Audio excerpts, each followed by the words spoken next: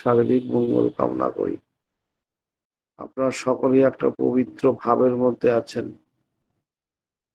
এই পরমপিতার ভাবে ভাবিত হয়ে আপনাদের প্রতি প্রত্যেকের জীবনে শান্তি, স্বস্তি, আনন্দময় জীবনের উপভোগ করুন। আমি প্রিয় পরমের কাছে একান্তভাবে প্রার্থনা করি। আমরা শ্রী শ্রী ঠাকুরকে পাওয়ার মধ্যে দিয়ে আমরা প্রত্যেকে অনুভব করি, আমরা যত তাতে নিষ্কাম নিঃস্বার্থভাবে সমাহিত থাকতে পারবো, ততই কিন্তু আমরা নিজেকে উপভোগ করতে পারবো এবং অনুভব করতে পারবো। কিন্তু এই তাকে নিয়ে মেতে থাকার পথে যেটা বাধা আমাদের, সেটা হচ্ছে আমাদের অভ্যস্ত সংস্কার, আমাদের নিজস্ব চিন্তা ভাবনা, যুক্তি, বোধ, এগুলো তো অনেকটাই এলোমেলো। আমরা এই নাম ধ্যানের মধ্যে দিয়ে এবং সকাল সন্ধ্যা প্রার্থনা, সাধুসঙ্গ, সৎসঙ্গ থাকার মধ্যে দিয়ে আমাদের এই অভ্যস্ত সংস্কারের থেকে যতটা আমরা নিঃস্বার্থভাবে নিষ্কামভাবে পরম পুরুষের ভাবে ভাবিত থাকব, আমরা অনুভব করতে পারবো যে আমরা যে ঈশ্বরের সন্তান, পরম পিতার সন্তান, শক্তির তনয়। তাই ঠাকুর প্রথমেই বললেন, তুমি স্মরণ করো, তুমি সাহসী, স্মরণ করো তুমি পরম পিতার সন্তান, শক্তির তনয়, অমৃতের পুত্র। এই যে শব্দগুলো আমরা উচ্চারণ করি, এই শব্দের মধ্যে যে ভাব নিহিত আছে, সে ভাবের যতক্ষণ না পর্যন্ত আমরা পূর্ণরূপে অনুভব করতে পারবো, ততক্ষণ কিন্তু এই জড়জাগতিক মোহ মায়া, এই অভ্যস্ত সংস্কার থেকে আমরা মুক্ত হতে পারবো। আমরা আমাদের জীবনের তপস্যারই একটা পাঠ, শত অনুজ্ঞার মধ্যে যেটা আমরা বলি, প্রেম পুষ্ট চির চেতন অজর অমর। এই প্রেম পুষ্ট চির চেতন অজর অমর, আমার যে অস্তিত্ব, এই অস্তিত্বকে অনুভব করাই হচ্ছে ঈশ্বর প্রাপ্তি, সদ্গুরু প্রাপ্তি, ঠাকুরের হওয়া। আমাদের এই শরীরটা কালের নিয়মে একদিন চলে যাবে, কিন্তু আমরা যে অস্তিত্বটা বহন করে জীবনকে যাপন করি, সেই অস্তিত্ব কিন্তু অজর অমর, চিরচেতন, প্রেম পুষ্ট, শুদ্ধ বুদ্ধ। কিন্তু আমরা নানা কারণে এই অভ্যস্ত সংস্কার, এই কালের ক্লেশে আমরা ক্লিষ্ট হয়ে জীবনটার যে মাধুর্য সেটা হারিয়ে ফেলি। আর এই পরম পুরুষরা আসেন, মানুষকে স্মরণ করিয়ে দেন, তার এই দীক্ষা গ্রহণের মাধ্যমে তুমি ঈশ্বরের সন্তান, পরম পিতার সন্তান, তুমি প্রেমপুষ্ট, চিরচেতন, চিরশুদ্ধ। কিন্তু এই বোধ আমরা নানা কারণে তো আমরা এই বোধ থেকে বিচ্যুত হই। এই স্বয়ং নররূপী নারায়ণ মনুষ্য রূপে এসে সহজ মানুষের বেশে আমাদের মধ্যে সেই চেতনা জাগ্রত করেন। আর এই চেতনা জাগ্রত হওয়ার প্রথম সোপান হচ্ছে এই সদ্গুরুর নাম, যে নাম আমরা বলি না, ওহি নাম ও নিজ নাম হয়। এই যে নিজ নাম হয়, আমাদের জড়জাগতিক নিয়মে আমাদের পিতামাতা দেওয়া নাম, আর আমার যে অস্তিত্বটা আছে বলেই আমি এই কথা বলছি, চলাফেরা করছি, সেটার কিন্তু সদ্গুরু সৎ নাম, মানে যাকে বলি আমরা বীজ নাম। আমার অস্তিত্বটাকে জাগরণের জন্য, অস্তিত্বটাকে ঘুমন্ত অস্তিত্বটাকে জাগরণের জন্য এই সদ্গুরুর সৎ নাম যত আমরা নিষ্কাম ভাবে, নিঃস্বার্থ ভাবে আমরা তার ভাবে ভাবিত থাকবো, ততই কিন্তু আমরা অনুভব করতে পারি। আর এই অনুভব লাভ হওয়ার মধ্যে দিয়েই ঠাকুর বলছেন না, সুখ একরকম ভাব, দুঃখ একরকম ভাব। আমরা এই দুঃখতে ভুগি, দুঃখতে যন্ত্রণা পাই।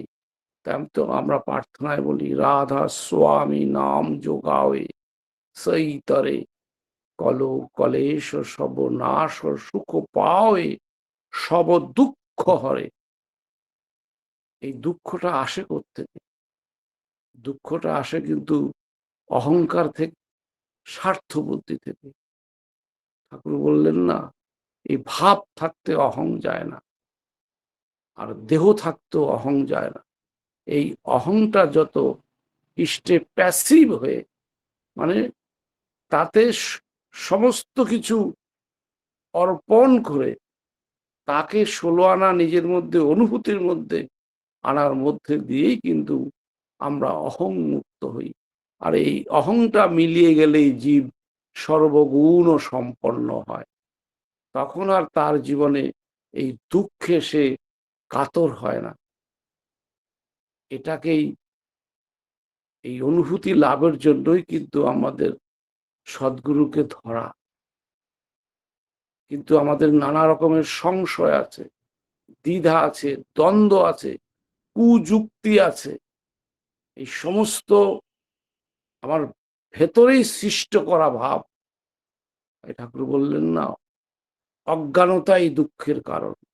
এই দুঃখটা সৃষ্টি হয় কিন্তু অজ্ঞানতা থেকে, আর ভয়টাও সৃষ্টি হয় কিন্তু অসতে আসক্তি থেকে। কিন্তু আমি যে অসতে আসক্ত হয়ে আছি, এটা আমরা অনুভব করতে পারি না। আমাদের সেই মোটা অহং, আমরা যতক্ষণ আমার থাকবে ততক্ষণ কিন্তু আমরা অনুভব করতে পারবো না। তাই ঠাকুর বললেন, যতদূর সম্ভব দীন এবং নিরহংকার হয়ে যেতে পারলে তার দয়ায় সন্তুষ্ট হওয়া যেতে পারে। ঠাকুর বললেন না, সবসময় সন্তুষ্ট ভাবে থাকা। সবাই তো সন্তুষ্ট ভাবে থাকার ইচ্ছা চেষ্টা করেন, কিন্তু পারেন না। না পারার কারণ হচ্ছে তার জন্মগত সংস্কার। এই অভ্যস্ত সংস্কারের থেকে মুক্ত হওয়ার জন্যই আমরা তার চরণে আশ্রয় গ্রহণ করেছি। মানুষের কাঙ্ক্ষিত মঙ্গল তার অভ্যস্ত সংস্কারের অন্তরালে। আমরা যেমন ভাবে করা দরকার, হওয়া দরকার, সেটা না করে একটা স্বার্থ বুদ্ধি নিয়ে যে ঈশ্বরকে ভালোবাসা, এই স্বার্থ বুদ্ধি আনে কাম, কাম থেকে ক্রোধের উৎপত্তি, আর এই ক্রোধ থেকে আসে হিংসা। আর ভক্তি এনে দেয় জ্ঞান, জ্ঞানেই সর্বভূতে আত্মবোধ, আর এই সর্বভূতে আত্মবোধ হলো অহিংসা, আর এই অহিংসা হতেই প্রেম। এই মনুষ্য জন্মের শ্রেষ্ঠ প্রাপ্তির আকাঙ্ক্ষা হচ্ছে নিষ্কাম শুদ্ধ বুদ্ধ প্রেম। এই প্রেম কিন্তু আমাদের এই অভ্যস্ত সংস্কার দিয়ে হবে না। ভগবান শ্রীকৃষ্ণ অর্জুনকে যখন কুরুক্ষেত্রের যুদ্ধে বলছিলেন, তুমি এটা করো, এটা করো, তখন তার মনের মধ্যে নানা রকমের কুযুক্তি সুযুক্তি সে আসছিল। তখন ভগবান শ্রীকৃষ্ণ বললেন, তুমি তোমার যুক্তি ছাড়ো, তুমি তোমার মনের কথা ছাড়ো, তুমি আমাতে আসক্ত হও, আমি তোমাকে দিব্য জ্ঞান দেব। এই দিব্য জ্ঞান কিন্তু লাভ হয় তার এই যজন যাজন ইষ্টবৃত্তি স্বস্ত্রী সদাচার সাধু সঙ্গ এবং নিষ্কাম নিঃস্বার্থ ভাবে এই তার এই তপস্যার মধ্যে। ইউনিভার্সিটি কাউকে এমনি এমনি উপাধি দেয় না, এটা পড়ে পাশ করতে হয়। এই জীবনের একটা লেসন আছে, সেই লেসনটাই হচ্ছে এই নাম ধ্যান, সাধু সঙ্গ, সৎসঙ্গ। এগুলো জীবনের এই পাঠ্যক্রমটা যদি ঠিক ঠিক না করি, তবে কিন্তু আমি জীবনের পরীক্ষায়, ঈশ্বর প্রাপ্তির পরীক্ষায় আমি কিন্তু পাশ করতে পারবো না। কারণ আমার মনের মধ্যে নানা রকমের যে আবিলতা, নানা রকমের মোহ কামনা বাসনা লুকিয়ে আছে, এটা কিন্তু আমরা অনুভব করতে পারি না। তাই ঠাকুর বললেন, আদর্শের দীক্ষা আনে অনুরাগ, অনুরাগ আনে বৃত্তি নিয়ন্ত্রণ, বৃত্তি নিয়ন্ত্রণ আনে ধৃতি। এই যে বোধের চেতনার ক্রমবিকাশ, এটা কিন্তু এমনি এমনি হয় না। এই অভ্যস্ত সংস্কার নিয়ে আমি চলছি। আর আমি পরম পুরুষের সেই পরশ, তার সেই ছোঁয়া, তার সেই ভাব আমার হৃদয়ে কিন্তু অনুভব হবে না। হয়তো আমি ভাববো আমি একজন ভক্ত মানুষ, কিন্তু আমি যদি সত্যি সত্যি আমি সেই প্রকৃত ভক্ত হই, ওই সর্বভূতে আত্মবোধ, এই কারো দোষ, কারো নিন্দা, কারো খারাপ দেখা, এটা যদি যদি আমার মধ্যে থাকে, তবে বুঝতে হবে আমার মধ্যে কিন্তু তাকে পাওয়ার যে আকাঙ্ক্ষা, সেই আকাঙ্ক্ষা কিন্তু পরিপূর্ণ হয়নি। আমার মধ্যে কোথাও না কোথাও এই স্বার্থ বুদ্ধি লুকিয়ে আছে। তাই ধর্মটা অনুভূতির উপর। যত ডুববে তত বেমালুম হবে। এই গভীরত বোধে বোধান্বিত হওয়া, বোধ দিয়েই কিন্তু বোধ ধরতে হয়। আমাদের বোধটা কিন্তু অশুদ্ধ, কারণ আমাদের চিন্তা চলন, আমরা যে সমাজে বাস করি, সে সমাজের যে শিক্ষা, সেই শিক্ষায় কিন্তু আমরা, সেই কুশিক্ষায় কিন্তু আমরা অনেকটা কুশিক্ষিত হয়ে আছি। তাই এই সুশিক্ষার জন্যই এই সাধু সঙ্গ, সৎসঙ্গ, আচার্য সঙ্গ, প্রকৃত সাধু সঙ্গ। আর প্রকৃত উন্নতি না হলে কিন্তু প্রকৃত আনন্দ লাভ করা যায় না। সেই এই কল ক্লেশে সে কিন্তু আমরা ভুগতে থাকি। তাই প্রার্থনার যে ক্রম আছে, প্রার্থনার মধ্যে যে শব্দগুলো আছে, সেই শব্দের মধ্যে কিন্তু আমার আত্মচেতনা জাগ্রত হওয়ার সূত্র আছে। কিন্তু আমি যদি শুধু শব্দ উচ্চারণ করে যাই, সেই শব্দের মধ্যে যে শিহরণ আছে, যে ভাবের স্ফুরণ আছে, সে ভাব যদি আমার মধ্যে ফুটে না ওঠে, তাই ঠাকুর বললেন ভাবমুখী থাকতে চেষ্টা করো, অতীত হবে না। মনের অনুসরণ করো না, বিবেকের অনুসরণ করো। আমি কখন মনের অনুসরণ করি, কখন বিবেকের অনুসরণ করি, আমরা এটা অনুভব করতে পারি না। এই অনুভূতি লাভের জন্যই কিন্তু আমার মধ্যে কি ভাব হয়েছে, আমাদের এই বোধটা কিন্তু একটা ফাঁকা চেয়ারের মতো, সে যাকে বসাবো সে বসে যাবে। তাই ঠাকুর বললেন গুরুমুখী, এই গুরুমুখ, এই গুরুর প্রতি আমার সমস্ত লক্ষ্য, চিন্তা, সাধনা, তপস্যা। আমরা আত্মপীড়িত মানুষ, অনেক অযোগ্য মানুষ, ভগবানের কাছে আমাদের একটা স্বার্থ বুদ্ধি নিয়ে, কামনা বাসনা নিয়ে তাকে আমরা উপাসনা করি। তাই ঠাকুর প্রথমে বললেন অর্থ, মান, যশ ইত্যাদি পাওয়ার আশায় আমাকে ঠাকুর সাজে ভক্ত হও না, সাবধান হও, ঠকবে।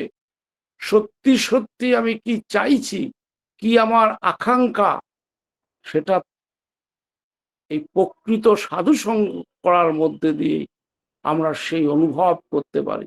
দেখবেন প্রকৃত সাধু যারা, তাদের কোনো চাওয়া পাওয়া নেই। আর যার ওই চাওয়াটা না পাওয়াই দুঃখ, এই সমস্ত চাওয়াটা একমাত্র তাকে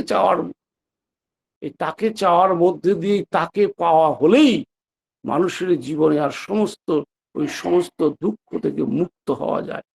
দেখবেন প্রকৃত সাধু কারো দোষ দেখে না, কিন্তু আমাদের সংস্কার, আমার অজান্তেই মানুষের খারাপটা দেখে।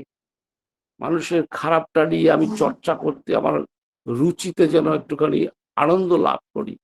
এই অসতের প্রতি আসক্তি থেকেই জীবনে ভয় আসে, হৃদয়ে ভয় আসে। আমার তুমি যেমনতর প্রকৃত হবে, প্রকৃতি তোমায় তেমনতর উপাধি দেবেন এবং নিজের মধ্যেও তেমনতর অধিকার দেবেন। এটা কিন্তু আমাকে করেই পাশ করতে হবে। এই ফাঁকি ঝুঁকি দিলে কিন্তু হবে না। আমি জানিও না যে আমি একটা ফাঁকির জগতে আছি, একটা ঘোরের মধ্যে আছি। তাই সত্যিকারে যারা নিষ্কাম নিঃস্বার্থভাবে ঈশ্বরকে ভালোবাসেন, গুরুকে ভালোবাসেন, সর্বভূতে আত্মবোধকে অনুভব করেন, এই তাদের সঙ্গ সান্নিধ্যের মধ্যে দিয়েই আমার বোধ শুদ্ধ হয়, চিত্ত শুদ্ধ হয়, আর প্রকৃত সত্যকে কিন্তু আমরা অনুভব করতে পারি। আর প্রকৃত সত্য যদি তুমি জেনে থাকো, তাতে হারিয়ে যাওয়া না পর্যন্ত স্থির থাকতে পারবে না। সত্যটা কি? চরম সত্যটা কি? ওই সর্বভূতে আত্মবোধ। সর্বভূতে আত্মবোধ হলে অহিংসা। এই অহিংসা হতেই প্রেম। এই প্রেমের পরাকাষ্ঠ কিন্তু ভেতরে যদি স্বার্থ বুদ্ধি থাকে, আকাঙ্ক্ষা থাকে, ঈশ্বর ছাড়া দ্বিতীয় কিছুর আকাঙ্ক্ষা থাকে, তবে কিন্তু তুমি যেমনতর প্রকৃত হবে, প্রকৃত তোমায় তেমনতর উপাধি দেবেন, আর নিজের মধ্যে তেমনতর প্রাপ্তিও কিন্তু হবে। ওই বাঁচতে ভালো এসে তুই বাঁচলি ভালো কাকে? আমার ভালোবাসাটা কেমনতর সত্যি সত্যি আমি কাকে চাইছি, না ভগবানের কাছে একটা বাহানা করে নিজের স্বার্থ বুদ্ধি পূরণের জন্য আমি তার নাম ধ্যান তপস্যা করছি, এটা কিন্তু আমাকেই অনুভব করতে হবে। আর এটা এই প্রতিনিয়ত অনুশীলন, এই সাধু সঙ্গ সৎসঙ্গের মধ্যে দিয়েই নিজের স্বরূপকে অনুভব করা যায়। আর ভাব যত উচ্চ হবে, জীবন তত উচ্চ হবে। তাই ভাবমুখী থাকতে চেষ্টা করা। যা হোক, আমার মা বললেন, আমি শুধু এইটুকু অনুভব করেছি। আমার এই অনেক জীবনে ভাঙাচুরা জীবন, অনেক অদক্ষ মানুষ আমি, কিন্তু যে মহামন্ত্র নাম আমরা পেয়েছি, যে পাঠ্যক্রম পেয়েছি, এই যজন যাজন ইষ্টভীতি স্বস্তিনী ঠিক ঠিকভাবে আমরা পালন করি, আমাদের জন্মগত সংস্কার, আমাদের আকাঙ্ক্ষা অনুযায়ী, আমাদের প্রতি প্রত্যেকের বৈশিষ্ট্য অনুযায়ী কিন্তু আমরা এই জীবনকে সার্থক এবং সুন্দর করতে পারি। সেটা হচ্ছে ওই একানুরক্তি, তীব্রতা, ক্রমাগতিতে এই জীবনের সৌন্দর্য, সার্থকতা।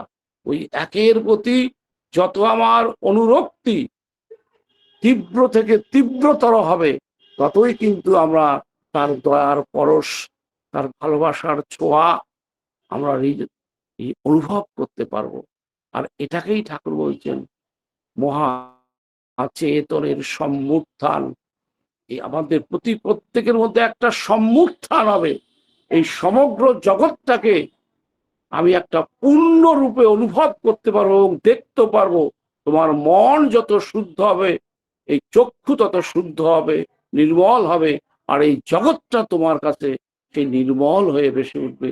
তাই আমরা প্রতি প্রত্যেকে আমাদের মধ্যে যদি কোথাও অবিশ্বাস, দুর্বলতা, সন্দেহ এগুলো তো থাকেই এই আত্মপীড়িত মানুষের জীবনে, এই সন্দেহ মুক্ত, অবিশ্বাস মুক্ত হয়ে তার পথে চলার চেষ্টা করব। এই ক্রমাগতিতেই কিন্তু আমাদের জীবনের যেটা আকাঙ্ক্ষা, মহা চেতনের সম্মুত্থান, এটা কিন্তু সম্ভব। শাস্ত্র বই পড়ে শুধু কিছুক্ষণ আনন্দ পাওয়া যায়, কিন্তু চিরচেতন অজর অমর প্রেম ও পুষ্ট ভাব যদি আমার জীবনে আমি অনুভব না করতে পারি, তবে কিন্তু এই জনমটার কাছে আমি ঋণী থাকবো। তাই আমরা প্রতি প্রত্যেকের দৃঢ় চিত্তে নিঃসংশয় হয়ে তাকে ভালোবাসার চেষ্টা করব, তাকে নিয়ে প্রাণপণ চলার চেষ্টা করব। এর মধ্যে দিয়েই সর্বসমস্যার সমাধান, জানিস ইষ্ট প্রতিষ্ঠান, সর্ব দুঃখের থেকে আমরা চিরতরে মুক্ত হতে পারবো। যা যে অনুভূতি লাভ করলে এই পৃথিবীতে আর কিছুর প্রয়োজন হয় না, যে এই মানব জন্ম নিয়ে যা পেতে চাইছিলাম সেটা পেয়ে গেছি, আর কিচ্ছুর প্রয়োজন নেই। এই মহা চেতনের সম্মুত্থান মানব জন্মের আমি আমার বুদ্ধি অনুভব করেছি, ঈশ্বর আর কোথাও নেই, আমার এই চেতনার মধ্যেই আছেন। সেই অশুদ্ধ চেতনাকে শুদ্ধ করাই হচ্ছে আমার জীবনের সাধনা। আর এটা ওই সকাল সন্ধ্যা প্রার্থনা, সাধু সঙ্গ, ইষ্টকর্ম, আচার্য সঙ্গের মধ্যে দিয়েই এই পাঠ্যক্রম আমি যেমনতর উপকৃত হবে, প্রকৃত আমার তেমনতর উপাধি দেবেন। জয় গুরু, জয় গুরু। জয় গুরু দাদা, জয় গুরু। অপূর্ব আলোচনা, তার প্রতি প্রত্যেকই সমৃদ্ধ হয়েছে। সুন্দর আলোচনা করলেন যে আমাদের অভ্যস্ত সংস্কার থেকে মুক্ত হয়ে পরম পুরুষের সংস্কারে আবদ্ধ হতে হবে। আমাদের অস্তিত্বটাকে জাগরণের জন্যই সদ্গুরুর দীক্ষা নিয়ে চলনে লিপ্ত হতে হবে। দুঃখ আসে অজ্ঞতা অহংকার থেকে, অহংকার মিলিয়ে এলে শুদ্ধ ঈশ্বর পথ প্রশস্ত করে। সাধু সঙ্গ করতে হবে, সৎসঙ্গ করতে হবে, বুদ্ধি ত্যাগ করতে হবে, বিবেকের অনুসরণ করতে হবে, মনের অনুসরণ নয়। গুরুমুখ জীবনগত হতে হবে, তার পঞ্চনীতি ভাবে পালনের মধ্য দিয়ে তার পরশ পাবো, কিন্তু আমাদের সর্বসমস্যার সমাধান হবে। খুব সুন্দর করে সত্যি আমরা পড়ি, কিন্তু ভাবে নিজেকে মানে উপলব্ধি করতে পারি না। হয়তো আমি আমার কথা যে সত্যি সত্যি যে আলোচনা করলেন, আমরা যে আমার উদ্দেশ্য তো ঈশ্বর প্রাপ্তি, আমরা যদি বাদ ধরে শুনি এবং করি, আমাদের ঈশ্বর প্রাপ্তির পথ প্রশস্ত হবে। জয় গুরু দাদা, ভালো থাকবেন, আবারও আসবেন, তাহলে আমরা একটু একটু করে শুদ্ধ বুদ্ধ তৃপ্ত হব। পরম পিতা রাঙা রাতুল চরণে আপনার সার্বিক মঙ্গল প্রার্থনা করি। আপনি আপনার পরিবার পারিপার্শ্বিক সবাইকে নিয়ে সুখী শান্তিতে আনন্দ থাকুন, এই কাতর প্রার্থনা দয়ালের রাতুল চরণে। জয় গুরু দাদা।